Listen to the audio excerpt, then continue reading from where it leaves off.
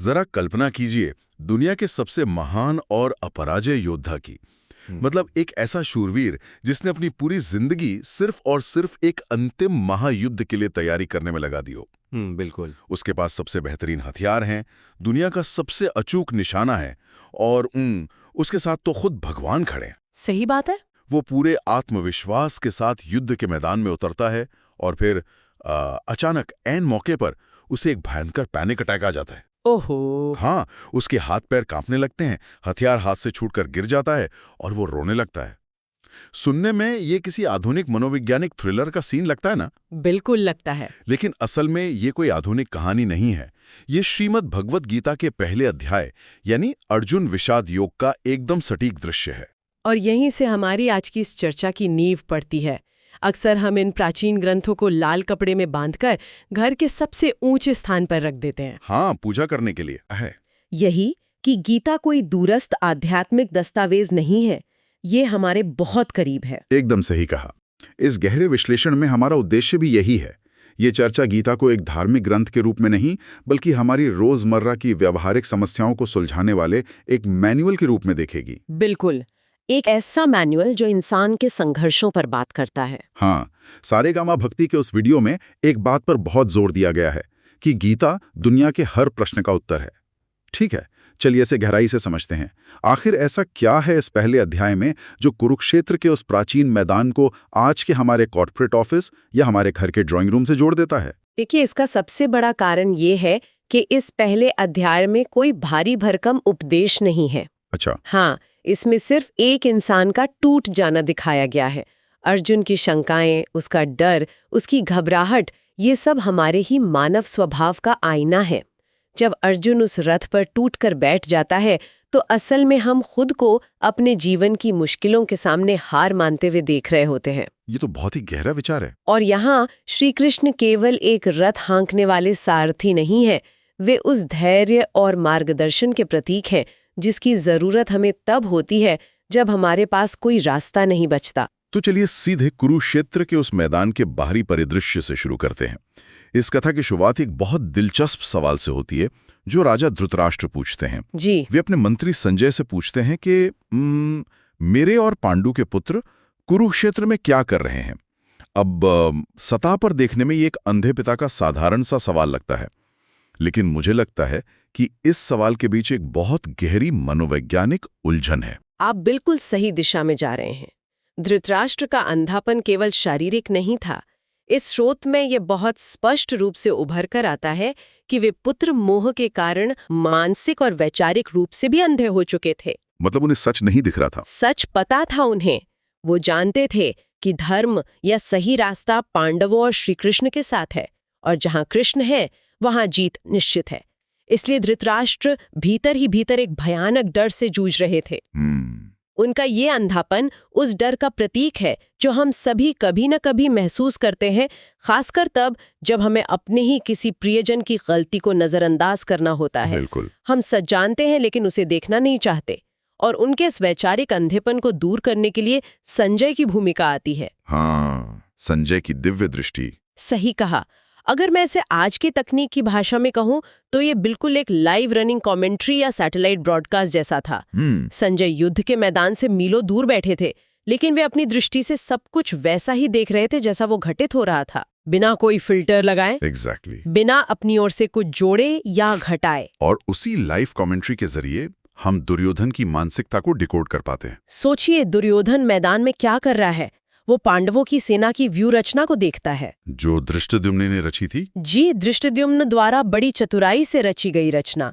ये रचना इतनी अभेद्य थी कि इसे देखकर दुर्योधन सीधा अपने गुरु द्रोणाचार्य के पास जाता है और दोनों सेनाओं के बड़े बड़े शूरवीरों की गिनती करना शुरू कर देता है। लेकिन एक मिनट, दुर्योधन का ये व्यवहार मुझे कुछ जाना पहचाना सा लग रहा है। कैसा? अगर मैं इसे आज की दुनिया से जोड़ूं तो ये बिल्कुल कॉर्पोरेट दुनिया के रिस्क असेसमेंट या कंपेटिटर एनालिसिस जैसा है। अरे वाह, ये तुलना बहुत सटीक है ना?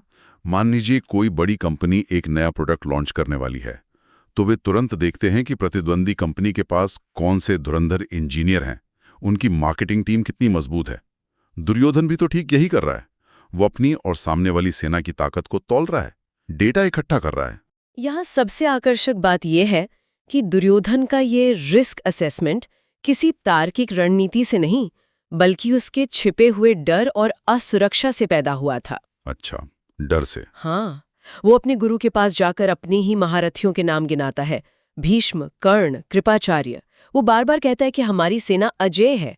अब सोचिए, जिसे खुद पर पूरा भरोसा होता है, क्या उसे बार बार अपनी ताकत का बखान करने की जरूरत पड़ती है? बिल्कुल नहीं, वो तो बस चुपचाप अपना काम करेगा। स्रोत के अनुसार इससे ये साफ झलकता है कि दुर्योधन को अपनी सेना पर, विशेषकर भीष्म पितामह पर विश्वास कम था और अपनी ताकत का घमंड ज्यादा था। चुनौती को देखकर आत्मविश्वास होना अच्छी बात है, लेकिन जब वो आत्मविश्वास घमंड में बदल जाता है और आप अपनी असुरक्षा को छुपाने के लिए बड़बोलापन दिखाते हैं, तो वहीं से हार की शुरुआत हो जाती है। ये बहुत ही शानदार विश्लेषण है।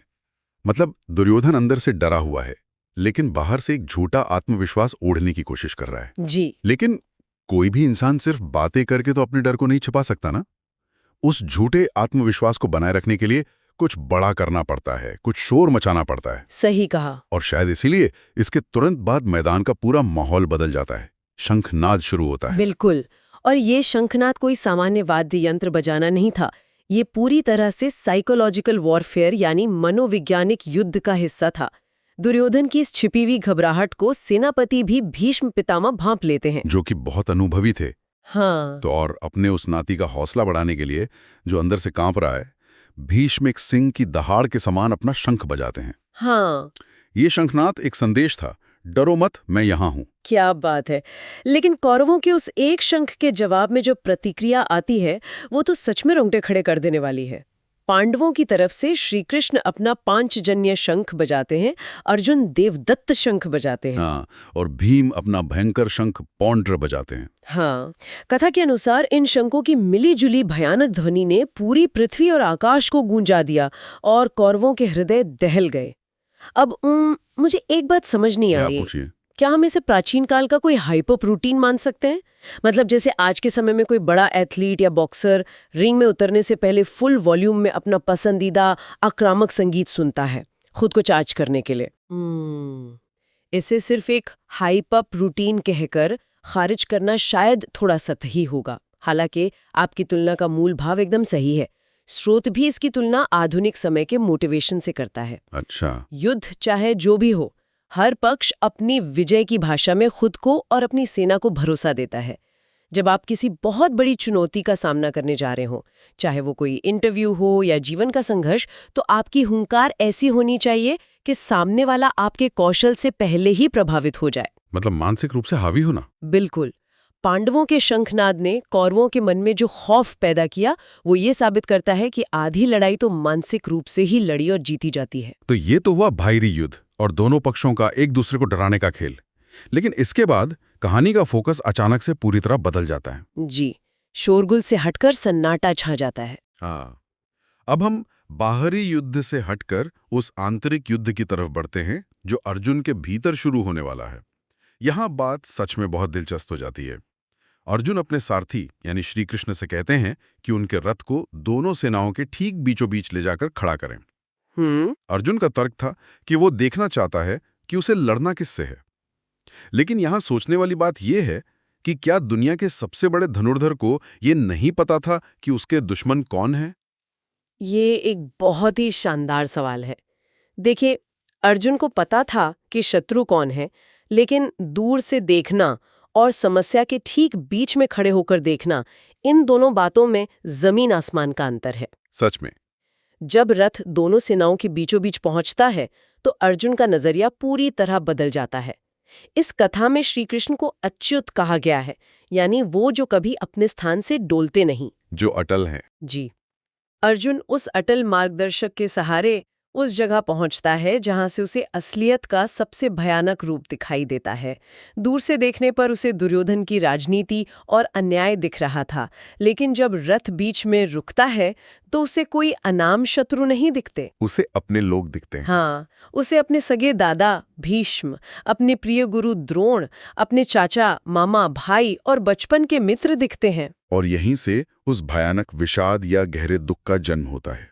उस दुख का जो शारीरिक प्रभाव अर्जुन पर होता है, वो आज के समय में किसी को भी हैरान कर सकता है। बिल्कुल। अर्जुन कहते हैं कि उनके अंग शिथिल हो रहे हैं, मुंह सूख रहा है, शरीर कांप रहा है और उनके हाथ से उनका विश्व प्रसिद्ध गांडीव धनुष फिसल रहा है। मतलब एक ऐसा योद्धा जिसने देवताओं तक को युद्ध में हराया हो, वो एक सामान्य इंसान की तरह पसीने से भीग कर कांप रहा है। अगर हम आज के मनोविज्ञान की भाषा में कहें तो ये क्लासिक पैनिक अटैक है। मैं भी यही सोचने वाली थी। ये दृश्य हमें बताता है कि परफॉर्मेंस एंग्जाइटी या घबराहट किसी भी इंसान को हो सकती है, चाहे वो अपने क्षेत्र का कितना भी बड़ा धुरंधर क्यों ना हो। ऐसा इसलिए होता है क्योंकि समस्या बाहर नहीं, हमारे अंदर होती है। जब कोई अनजान शत्रु सामने हो तो हथियार उठाना आसान होता है, लेकिन जब सामने अपने ही खड़े हों तो हथियार उठाना दुनिया का सबसे कठिन काम बन जाता है। बहुत मुश्किल है। अर्जुन का ये पैनिक अटैक कोई कायरता नहीं थी, ये एक गहरे मानवीय संकट का प्रकटीकरण था। हमारे अपने जीवन में भी ऐसे मोड़ आते हैं। मान लीजिए आपको अपनी ही किसी बेहद करीबी दोस्त को कंपनी से निकालना पड़े या अपने परिवार की किसी गलत परंपरा के खिलाफ आवाज उठानी पड़े। तब बहुत घबराहट होती है। उस वक्त आपका भी गला सूखता है, आपके भी हाथ पैर कांपते हैं और आपका भी मन करता है कि सब कुछ छोड़कर बस कहीं दूर भाग जाएं। अर्जुन ठीक उसी मानवीय स्थिति से गुजर रहे हैं। वो एक बहुत ही कुशाग्र और बुद्धिमान व्यक्ति भी हैं, और अक्सर देखा गया है कि जब एक बुद्धिमान इंसान डरता है तो वो केवल भागता नहीं है, वो अपने भागने को सही ठहराने के लिए बहुत ही जटिल और तार्किक बहाने गढ़ता है। बिल्कुल सही कहा आपने। अर्जुन भी युद्ध से भागने की अपनी इस इच्छा को सही साबित करने के लिए गहरे नैतिक और दार्शनिक तर्क देने लगते हैं। ये मनोविज्ञान का एक बहुत ही रोचक पहलू है। अर्जुन के तर्क सुनने में बहुत आदर्शवादी लगते हैं। वो कहते हैं कि अपनों को मारकर अगर उन्हें तीनों लोकों का राज्य भी मिल जाए तो भी वो उन्हें नहीं चाहिए, उन्हें पाप लगेगा। वो कहते हैं कि इस युद्ध में पूरे परिवार और कुल का नाश हो जाएगा, और अगर परिवार ही खत्म हो गया तो जो सनातन कुल धर्म है, जो हमारी परंपराएं हैं, वे सब नष्ट हो जाएंगी। और कथा में अर्जुन एक कदम और आगे जाते हैं और एक ऐसा तर्क देते हैं जो शायद आज के संदर्भ में थोड़ा जटिल लगे। स्रोत के अनुसार अर्जुन कहते हैं कि जब कुल का नाश होता है और धर्म नष्ट होता है तो स्त्रियां दूषित हो जाती हैं। जी, स्रोत में इसका जिक्र है। और अर्जुन का तर्क है कि इससे समाज में वर्ण संकर पैदा होता है। वर्ण संकर यानी समाज के जो तय नियम, मर्यादाएं और ढांचा है उसका टूट जाना। हम यहाँ सिर्फ स्रोत की बात रख रहे हैं, तो अर्जुन मानते हैं कि ये सामाजिक उथल-पुथल अंततः पूरे कुल और उनके पूर्वजों को नरक में ले जाती है। हाँ, नैरेशन में इस हिस्से को बहुत स्पष्टता से रखा गया है। हमें ये समझना होगा कि अर्जुन उस समय के समाज के सबसे स्थापित नियमों और मान्यताओं का सहारा ले रहे थे। अर्जुन पूरी तरह से आश्वस्त है कि उनका ये सोचना ही परम सत्य है। वे इसे एक लॉजिक की तरह इस्तेमाल कर रहे हैं। एग्जैक्टली। वो खुद को समझा रहे हैं कि कौरव तो लालच में अंधे हो चुके हैं, लेकिन हम तो समझदार हैं ना। तो क्या समझदार होने के नाते हमें इस विनाशकारी पाप से पीछे नहीं हट जाना चाहिए? तो इस सब का असल में क्या मतलब है? अर्जुन जो कह रहे हैं वो सुनने में बहुत ही महान और समाज की भलाई के लिए सोचा गया लगता है, लेकिन मुझे यहाँ एक बहुत बड़ा विरोधाभास दिख रहा है। कैसा विरोधाभास? क्या अर्जुन वास्तव में नैतिकता की बात कर रहे हैं, या फिर ये एक बहुत ही बुद्धिमान इंसान द्वारा अपनी जिम्मेदारी से भागने का एक स्मार्ट बहाना है? इससे एक बहुत ही महत्वपूर्ण सवाल उठता है, और यही सूत्र का एक बहुत बड़ा निष्कर्ष है। मनोविज्ञान भी कहता है कि जब कोई समझदार इंसान किसी कठिन चुनौती से घबरा जाता है तो वो अपनी मनोवैज्ञानिक कमजोरी को आदर्शवाद का चोला पहना देता है। मतलब अपने डर को फिलॉसफी से ढकना? बिल्कुल। अर्जुन का दुख वास्तविक है, उनका डर भी वास्तविक है, लेकिन जो वर्णसंकर और कुल नाश के तर्क वो दे रहे हैं, वे असल में उनके भीतर चल रहे उस भयंकर भ्रम की उपज हैं। वे कौरवों के लालच को तो देख रहे हैं, लेकिन अपना कर्तव्य भूल रहे हैं। वो भूल रहे हैं कि अन्याय के खिलाफ खड़े होना उनका पहला कर्तव्य है। ये सच में एक बहुत ही झकझोर देने वाली बात है। हम सब अपनी जिंदगी में कभी ना कभी बिल्कुल ऐसा ही करते हैं। जब हम कोई मुश्किल फैसला नहीं ले पाते तो हम उसे किसी बड़े आदर्श या त्याग का नाम देकर उस स्थिति से मुंह मोड़ लेते हैं। हम कहते हैं कि छोड़ो, मुझे किसी का बुरा नहीं करना, जबकि असल में हम डर रहे होते हैं। और इसीलिए ये पहला अध्याय युद्ध का अध्याय नहीं है, ये युद्ध से ठीक पहले के उस मानसिक अंधकार का अध्याय है जहाँ इंसान खुद को धोखा देता है। जी। इस पूरे अध्याय में न तो कोई तीर चलता है और न ही कोई तलवार टकराती है। इसका अंत एक बेहद नाटकीय दृश्य पर होता है। अर्जुन अपना वो धनुष और बाण त्याग देते हैं जिससे दुनिया कांपती थी और रथ के पिछले हिस्से में हताश होकर बैठ जाते हैं। दुनिया का सबसे महान योद्धा बाहरी युद्ध शुरू होने से पहले ही हार मान लेता है। बिल्कुल। चर्चा को समेटते हुए अगर हम सोचें कि कोई भी इसे अपनी जिंदगी से कैसे जोड़ सकता है, तो वो बहुत स्पष्ट है।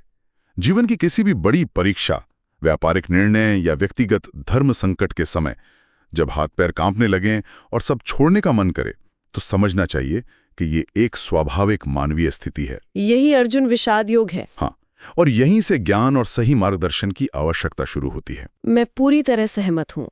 और आज के इस डीप डाइव का अंत मैं एक ऐसे विचार के साथ करना चाहूंगी जो स्रोत की चर्चा को थोड़ा और आगे ले जाता है। बिल्कुल, बताइए। देखिए, अर्जुन परेशान हैं कि अगर वे एक्शन लेते हैं यानी युद्ध करते हैं तो इससे विनाश होगा और अपनों को दर्द मिलेगा। लेकिन जरा सोचिए, अगर वे इनएक्शन चुनते हैं, मतलब कुछ नहीं करते हैं, तो इसका परिणाम क्या होगा? कौरव जीत जाएंगे। एग्जैक्टली। दुर्योधन के लालच और अन्याय की जीत होगी।